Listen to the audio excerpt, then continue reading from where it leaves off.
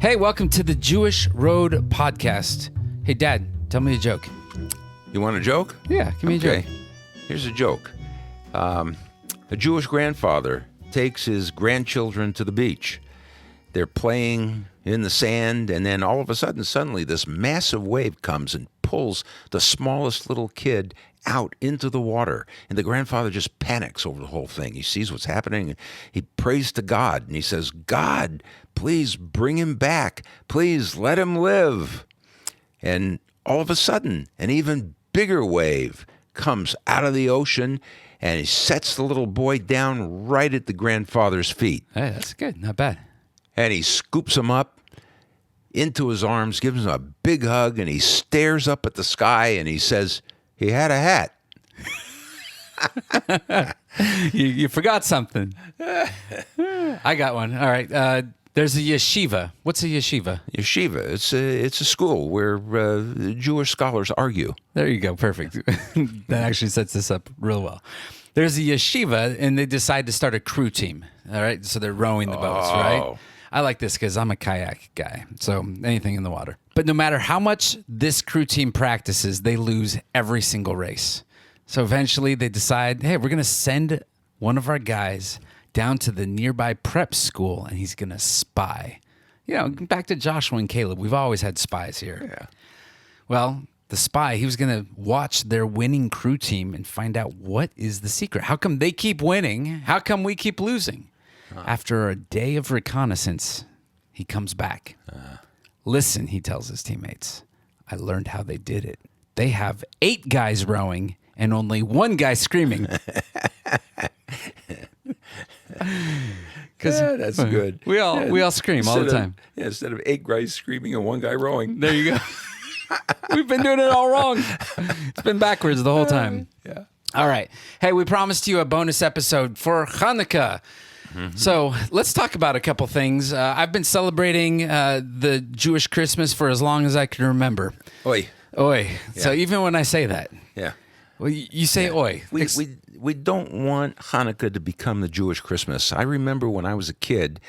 Back in the days, in the old days of the dinosaurs. And, Yeah. Yeah. All right. Yeah. Well, the 50s. What's the joke? When I was a kid. They found your birth certificate. It was with the Dead Sea Scrolls. Yeah. That's a good one. I just made that up. You just made that up. Yeah. All right. See, So I'm glad I'm rubbing off on you. All right. Hanukkah in the 1950s in New York. Well, tell us. It wasn't all of this to do, like Hoopla? we do today. Yeah, and it wasn't all of that. We went to Bubby and Zadie's house. Grandma and Grandpa. And Bubby prepared a fantastic meal, and Chopped it was liver just and- a feast. Chopped liver and kreplach. Oh, chopped liver and kreplach. Well, maybe chopped liver, but there was food as far as the eye could see. That's right. That's the way Jewish feasts go. That's right. But we just ate and had a great time, and we remembered a little bit of what Hanukkah was. At least back in those days, we were not believers back then. And I got a gift for Hanukkah, and you know what my gift was? No. Bubby gave me a silver dollar. Ooh. That was my Hanukkah gift. It was my Hanukkah gelt. There you go. Oh, gelt. We should talk about gelt too. Forgot about the gelt. That's good. Yeah. Yeah. So you got that. Now fast forward to today. And I would say even like the in between, us growing up, we did like a little thing, every night for 8 nights. Right. So, and even traditionally today, the Jewish people, we celebrate really here in America and in Israel. There's a little bit of a difference. I'll tell you that in a second. But, we get a little something every single night. Cause I remember, Christmas would come on December 25th, and the next door neighbors and all the kids on the street, they're getting their They got bicycles and Nintendo, everything. and it's hard to be a Jew in America. Here's your silver dollar. All right, good job. You remember you had yours way back there in the beginning of December. You suffer now, right? This is why most Jews on Christmas we go to get Chinese food, right? Yeah. Remember the one year we thought we go to the movies and have Chinese food. Right. There was the year that we thought, when we lived in Southern California, let's go to Disneyland. Nobody will be at Disneyland on Christmas. They're all going to be home opening presents. We'll go on every ride we could possibly go on. That was wrong. It was very wrong. Never go to Disneyland on Christmas. Now, so that, we had a little something, and I think that was trying to like accommodate for how sad it was to be Jewish in a very Gentile world there. And now We never had that problem in Brooklyn, though. Yeah, that's true. Fast forward to today, there's not a lot when it comes to Hanukkah decorations. We would maybe get an end cap at Target. There'd be, where's the Jewish section, right? And it's like, it's this little sliver of the store. Yeah. It's taken about, 10 square feet of their shelving. And, both Jews in town had already bought it all out, so there was nothing there. Yeah. And today, we build it up and our kids have a lot of fun with it. And then you feel all the parental guilt because, am I ruining the holiday and all of that? And Christians feel the same way about Christmas, right? Like, Jesus is the reason for the season. We don't really have the Maccabees are the reason for the season. It doesn't really work for us with Hanukkah. Yeah. So we give gifts, though, because we love our kids and we try to have some fun. But we try to tell the story. And so every night for 8 nights, there's a couple of traditions that we do. Yeah. The first one is we light the menorah. Yeah, we light the menorah. Now, what is a menorah?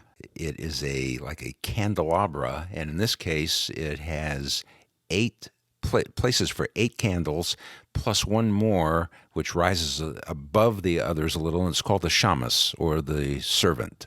Okay, so and even the candelabra, there's it's part of the temple hardware, right? Was a menorah. Yeah. This is also called a menorah, but we also call it a Hanukkah. Hanukkah. Yeah. And so the difference is generally the temple hardware would have 7 places, right, for light. The Hanukkah would have 9, right? You said the 8 plus the 1, so we have the shamash that's there. And so we light on the first night. We light the first candle.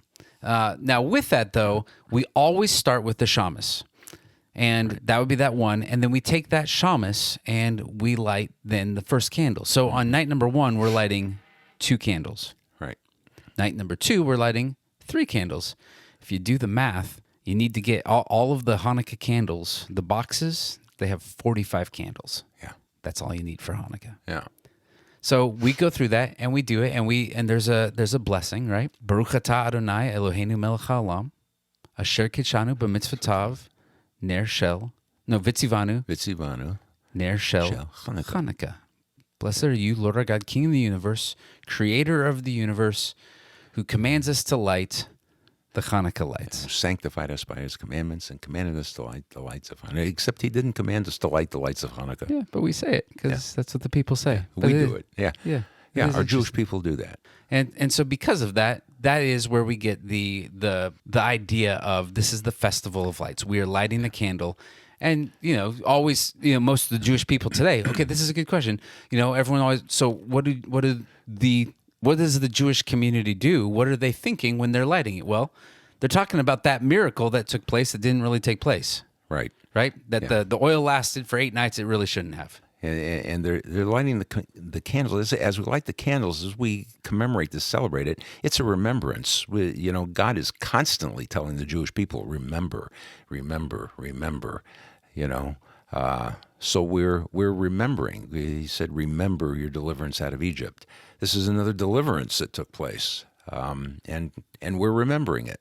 Now, also with that, the recollection here is as we're lighting it, that there was also a part in the temple that was called the Nir Tamid. It was the eternal light. Yeah.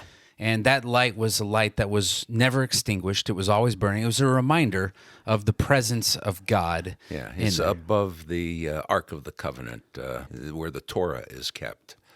Right.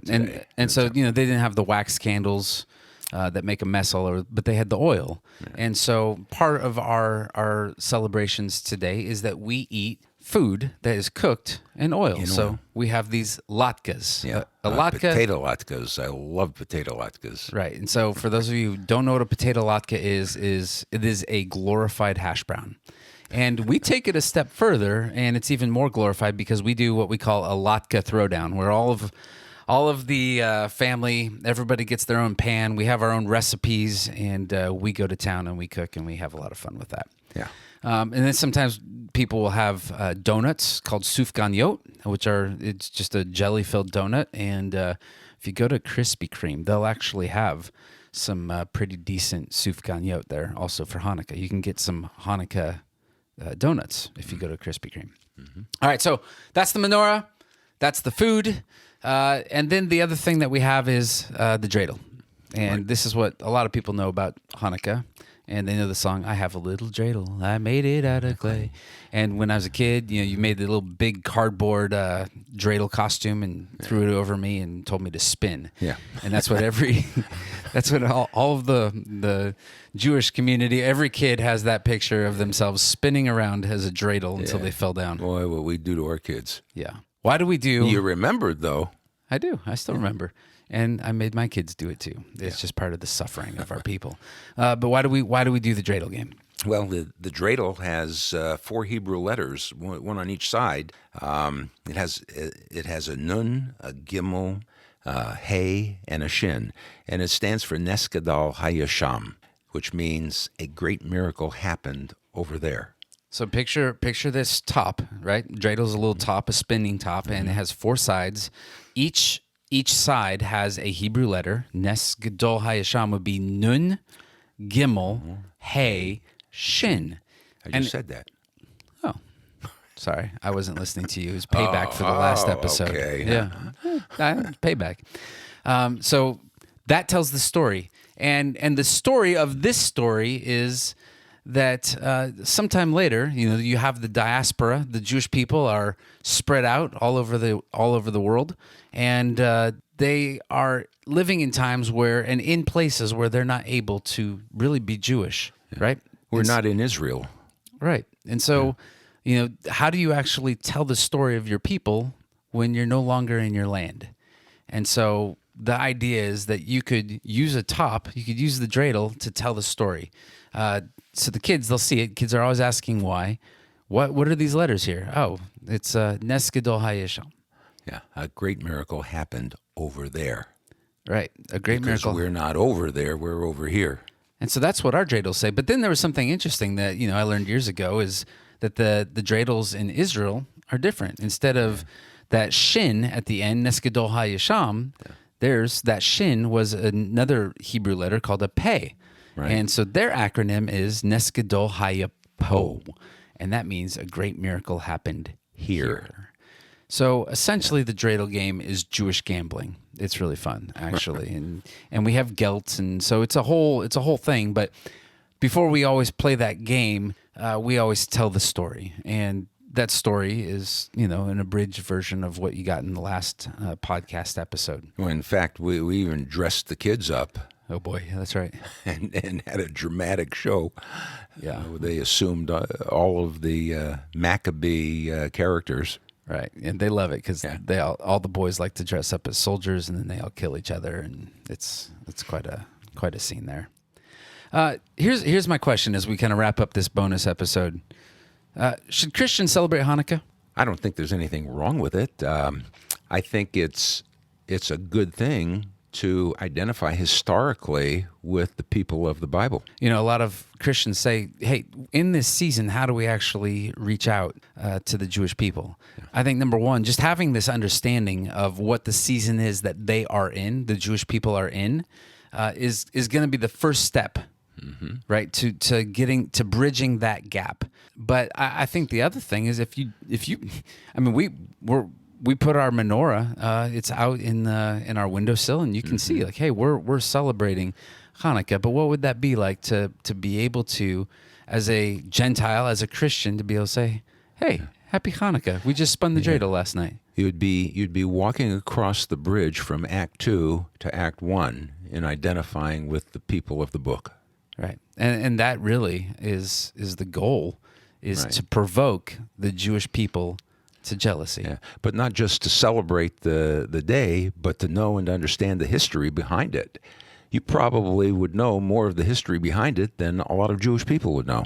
Yeah, everything that we went back through in the last episode would be context enough. So that's good. We encourage you. Jump in, grab a dreidel. We're going to put in the show notes. I'll give you a little bit of we have a little handout that you can see, and it'll teach you actually how to play the game.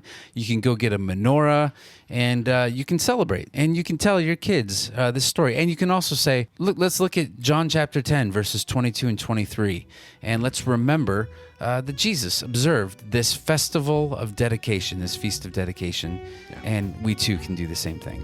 Sounds good. Sounds good. Hey, maybe in the next couple podcasts, I just asked the question, should Christians celebrate Hanukkah? Here's the next question that we're going to be kind of dancing around over the next couple episodes. Should the Jewish people be celebrating Christmas? I think that's it. Okay. Let's call that a podcast. Good one. Wrap it up. Thanks for listening to the Jewish Road Podcast. Until next time, we'll see you later. Shalom. Shalom. Shalom.